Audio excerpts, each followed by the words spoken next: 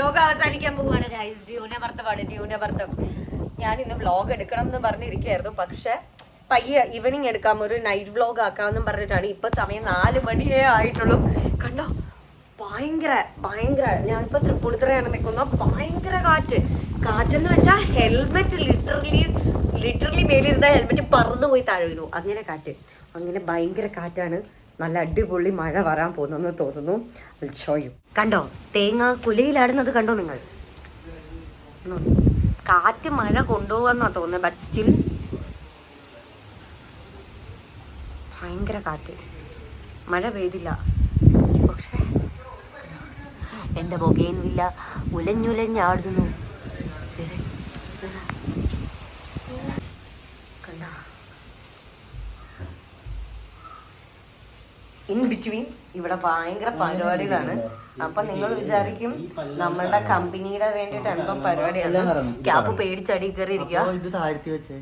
Gear box complaint ആണ് guys, നമ്മുടെ വണ്ടിയുടെ.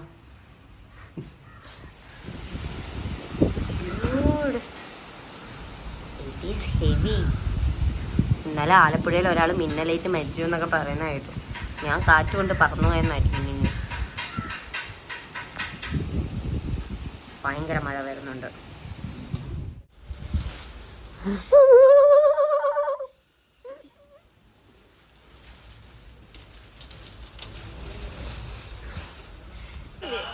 പിന്നെ ഞാൻ കുറച്ച് നേരം ജോലി നിർത്തി സ്നാക്സൊക്കെ കഴിച്ച് സീരീസൊക്കെ കണ്ട് ക്ലൈമറ്റ് ആസ്വദിക്കാമെന്ന് വിചാരിച്ചു. Me time. സോ ഗായ്സ്, ഈ വീഡിയോ ഒട്ടും ക്ലിയർ ആയിരിക്കില്ല, കാരണം ലൈറ്റ് എല്ലാം പോയി. ബട്ട് ലുക്ക്, ഭയങ്കര അടിപൊളിയായിട്ടുണ്ട്. നേരത്തെ കാറ്റും മഴയും ഒക്കെ കഴിഞ്ഞു.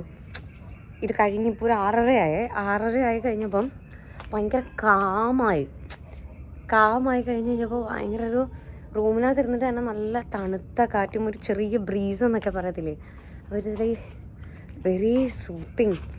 സോ ഞാൻ കുറച്ച് നേരം എൻ്റെ ടെറസിലേക്ക് വന്നു, എൻജോയ് ചെയ്യാമെന്ന് വിചാരിച്ച്.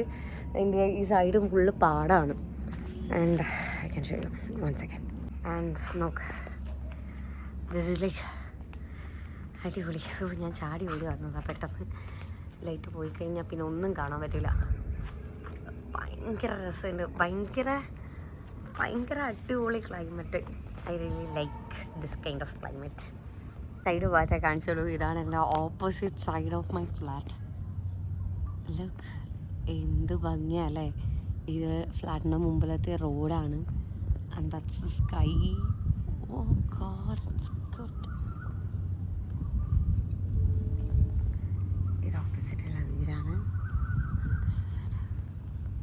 Very nice, soothing. ഓക്കെ, നമ്മളത് കഴിഞ്ഞിട്ട് രാത്രിയിലത്തേക്കുള്ള ഫുഡ് ഉണ്ടാക്കാമെന്ന് വെച്ചു. ഫുഡ് കഴിച്ച് കഴിഞ്ഞിട്ട് പ്രൊഡക്ഷൻ തുടങ്ങാമെന്ന് വെച്ചു. കാരണം പ്രൊഡക്ഷൻ ഇരുന്ന് കഴിഞ്ഞാൽ പിന്നെ ഒന്നും നടക്കത്തില്ല. അപ്പോൾ നമുക്ക് ഇഡലിയും ചമ്മന്തിയും മുളകുമാണ്. എനിക്ക് ഒരെണ്ണം മാത്രം ഒരിക്കലും ഇഷ്ടമല്ല, എനിക്കൊരു 2-3 കറി വേണം. സോ ഇഡലിയും ചമ്മന്തിയും മുളകും ആക്കാമെന്ന് പറഞ്ഞ് ചമ്മന്തിക്ക് തേങ്ങ ഞാൻ തിരുമ്മിക്കൊണ്ടിരിക്കുകയാണ്. ഉള്ളി പൊളിക്കാൻ വേണ്ടി ഞാൻ അടുത്ത ആളെ വിളിക്കുകയാണ്. അങ്ങനെ എല്ലാവരും വർക്കിലാണ്.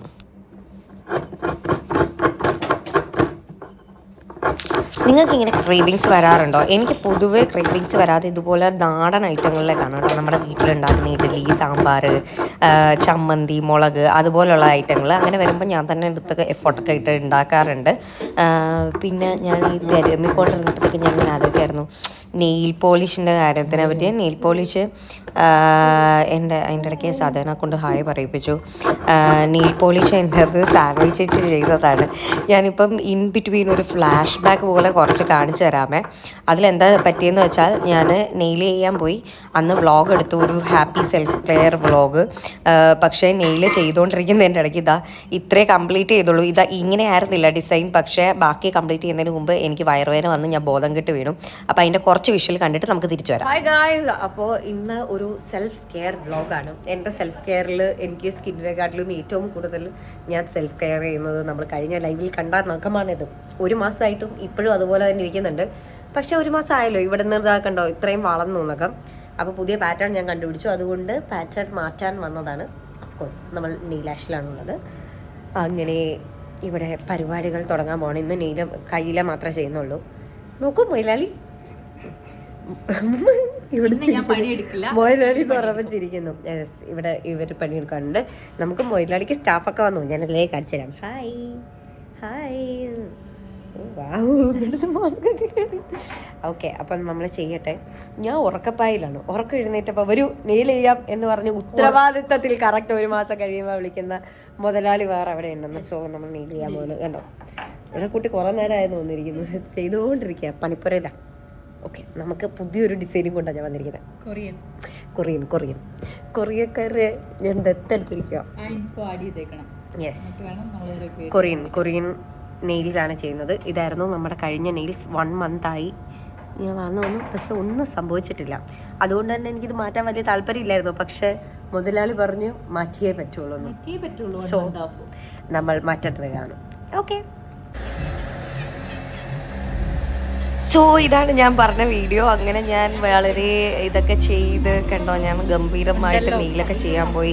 ഞാൻ ആദ്യം ഇത് ക്ലിയർ ചെയ്തു. അത് കഴിഞ്ഞിട്ട് ഞാൻ ഭയങ്കര കാര്യമായിട്ട് കഥയെല്ലാം പറഞ്ഞ് എൻ്റെ കൊറിയൻ നെയിൽസിൻ്റെ റെഫറൻസ് ഒക്കെ കാണിച്ചൊക്കെ കൊടുത്തു.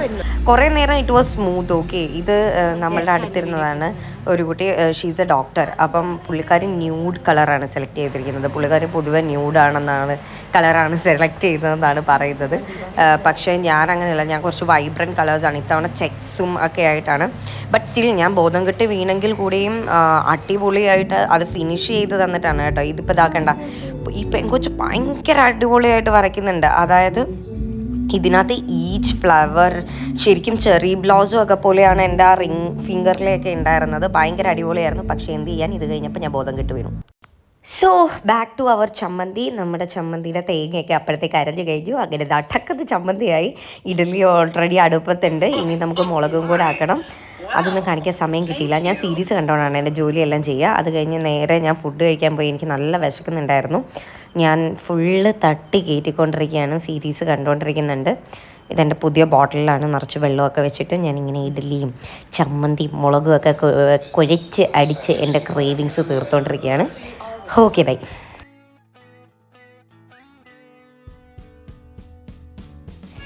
സോ ഈ കാണുന്നതാണ് ഇപ്പോൾ ഞാൻ ഈ മേക്ക് ചെയ്ത് വെച്ചിരിക്കുന്നതാണ് നമ്മളുടെ പുതിയ ഫ്രാഗ്രൻസ്. നിങ്ങൾ തമിഴിൽ കണ്ടതുപോലെ പുതിയ ഫ്രാഗ്രൻസ് ലോഞ്ച് ചെയ്ത് അന്ന് സംഭവിച്ച കാര്യങ്ങളാണ് ഇപ്പോൾ കണ്ടത് മൊത്തം.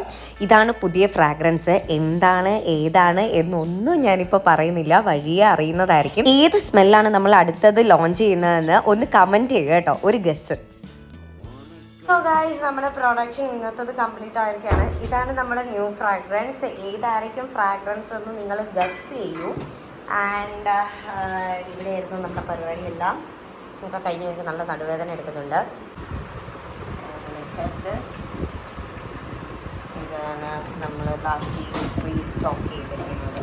ഇത്രയേ ഉള്ളൂ. ഇന്നത്തെ വ്ളോഗ് കഴിഞ്ഞു. നമ്മൾ കുറച്ച് ഉണ്ടാക്കിയിട്ടുള്ളൂ കേട്ടോ, കാരണം എനിക്ക് അതിനകത്ത് യൂസ് ചെയ്യേണ്ട പെർഫ്യൂം ആൽക്കഹോൾ തീർന്നുപോയി. അപ്പം ഇനി അത് ഓർഡർ ചെയ്യണം. ഇപ്പോൾ തൽക്കാലത്തേക്ക് കുറച്ച് മാത്രമാണ് ഉണ്ടാക്കി വെച്ചിരിക്കുന്നത്. ഒരു ലാർജ് പ്രൊഡക്ഷൻ അടുത്ത ദിവസമായിരിക്കും ചെയ്യുക. ഇന്നിപ്പോൾ കുറച്ചൊരു മൂഡ് വന്നപ്പോൾ കുറച്ച് സാധനം ഉണ്ടാക്കി വെച്ചതാണ്. ഇത് പെട്ടെന്ന് ഇങ്ങനെ ഉണ്ടാക്കിയുള്ള പ്രശ്നം എന്താണെന്ന് വെച്ചാൽ ഒരു ദിവസം കൊണ്ട് തന്നെ ഇത് കാലിയാവും. അപ്പോൾ അടുത്ത ഡേ പിന്നെയും ഒരുപാടായിട്ട് ഉണ്ടാക്കേണ്ടി വരും. അപ്പം ഒരുപാട് എടുത്ത് വെച്ച് കഴിഞ്ഞാൽ അത്രയും പണി കുറവാണ്. അപ്പം ഇനി ബാക്കി ചെയ്യണം. ഓക്കെ, അപ്പോൾ അത്രയേ ഉള്ളൂ. ബൈ. പെർഫ്യൂംസ് വേണ്ടവർ ഡെഫിനറ്റ്ലി വാങ്ങിക്കുക. ഇപ്പോൾ നമ്മളൊരു ഗീവ് അവേ നടക്കുന്നുണ്ട്. So do participate.